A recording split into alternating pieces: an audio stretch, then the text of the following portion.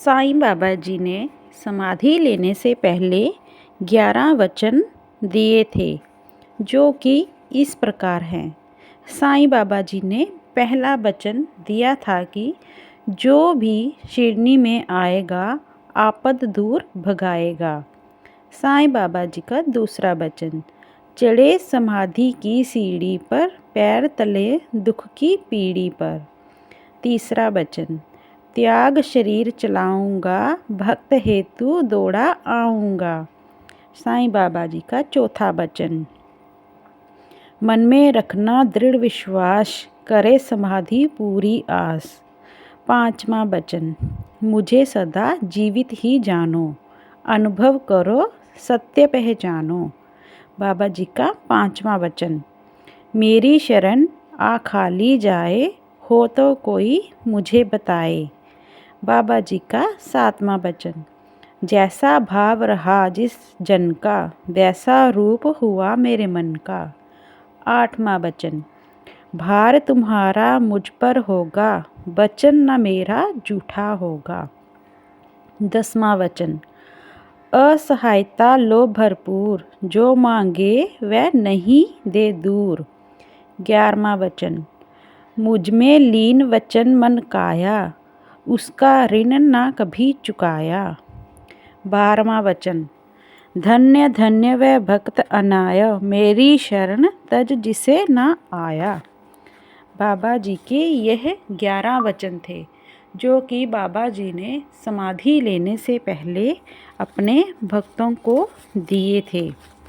अब बाबा जी का जब हम भोग लगाते हैं तो उस भोग लगाने की आरती कैसे करते हैं। जब बाबा जी को भोग चढ़ाया जाता है तो उसको हम इस प्रकार बोलेंगे, भोग लगाओ साईं बाबा रे मेरा, प्रेम भरा थाल, प्रति के पकवान बनाए और भाव भरे भोजन, मैंने अपने हाथों से बनाए। कहो तो मंगवाऊं ताज़ा मेवा, बर्फ़ी पेड़ा, पकवान रे मेरा प्रेम भर थाल, गंगा जमुना के नीर लाऊं, प्रेम से पान कराऊं। भोग लगाओ साईं बाबा रे मेरा प्रेम भरा थाल, सबरी समुधा और विधुर की भाजी, ऐसी तृप्ति कर लेना मेरे साईं बाबा। भोग लगाओ साईं बाबा मेरा प्रेम भरा थाल, लोग सुपारी भरे पान के बीड़े, मुख बास करो मेरे साईं बाबा रे मेरा प्रेम भरा थाल, भक्तों के साईं प्यारे तेरी हो जय जयकार। भोग लगाओ साईं बाबा, भोग लगाओ साईं बाबा रे मेरा प्रेम भरा थाल। यह साईं बाबा जी को भोग के समय कहा जाता है। क्या आपको पता है कि साईं बाबा जी के 108 नाम थे। साईं भक्तों द्वारा दिए गए यह नाम थे। हर भक्त ने बाबा जी को अलग अलग नामों से पुकारा था, इसीलिए बाबा जी के 108 नाम पड़ गए। यह बहुत ही सुंदर और प्यारे नाम हैं, जिन नामों से हम बाबा जी को पुकारते हैं। बहुत समय की बात है, वहाँ पर एक शादीशुदा जोड़ा आया, जिसकी शादी को लगभग 10 साल हो गए थे और उनके घर में कोई भी औलाद पैदा नहीं हो रही थी और उन्होंने संतान सुख भी प्राप्त नहीं करा था, जिसके कारण घर में तब कुछ होने के बाद भी एक खालीपन सा महसूस होता था।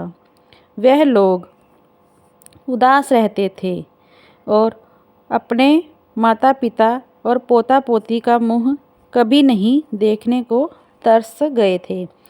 उसके दादा दादी भी बहुत उदास रहते थे कि शायद हमारा वंश कभी भी आगे नहीं बढ़ेगा। उसने अपनी बहू को जाने माने डॉक्टरों, वैद्यों, हकीमों से इलाज भी करवाया। दोनों को ही उन्होंने शारीरिक रूप से स्वस्थ बताया। ना जाने कितने ताबीज उसके गले में पहनाए, कितने बाबों से उनका इलाज करवाया, लेकिन कुछ भी सिद्ध नहीं हो पाया।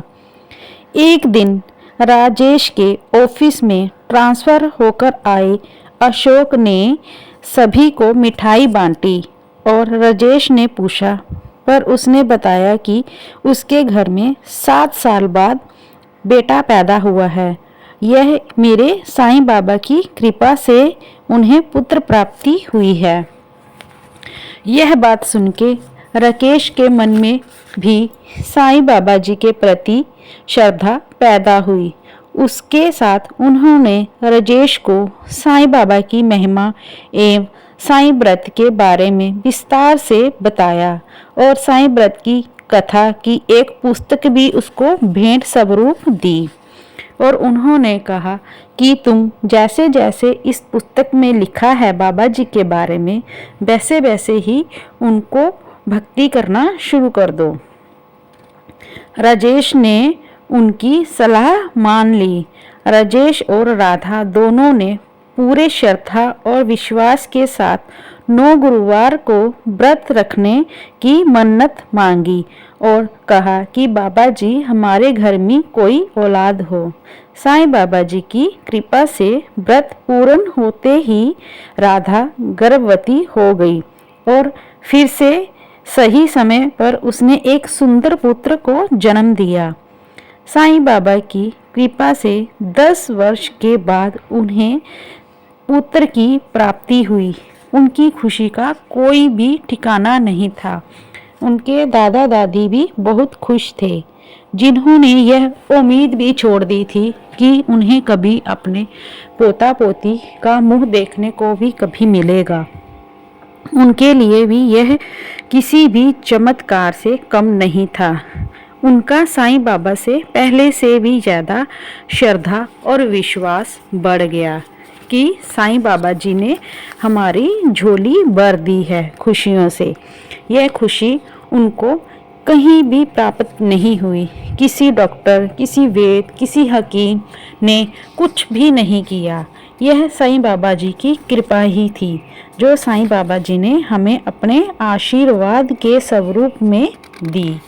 साईं बाबा जी हमेशा अपना आशीर्वाद हम पे बनाए रखना। कभी भी हमें अपने आप से अलग मत करना। हम हमेशा तुम्हारी शरण में ही रहना पसंद करेंगे। अब हमारे जीवन का एक मूलधार साईं बाबा जी ही हैं। उनकी कृपा से ही सब कुछ ठीक हुआ है। साईं बाबा जी हमेशा हमारे ऊपर अपनी दया दृष्टि बनाए रखना। साईं बाबा जी हमेशा अपने प्रिय भक्तों के साथ रहते हैं और वह उनकी हर मनोकामना पूर्ण करते हैं। इसीलिए प्यारे भक्तों, आपको भी अपनी श्रद्धा सबूरी बाबा जी के ऊपर बनाई रखनी है। हाँ, कभी समय लग सकता है आपकी मन की इच्छा पूरी होने को, लेकिन वह पूरी जरूर होगी। ओम साईनाथ जी।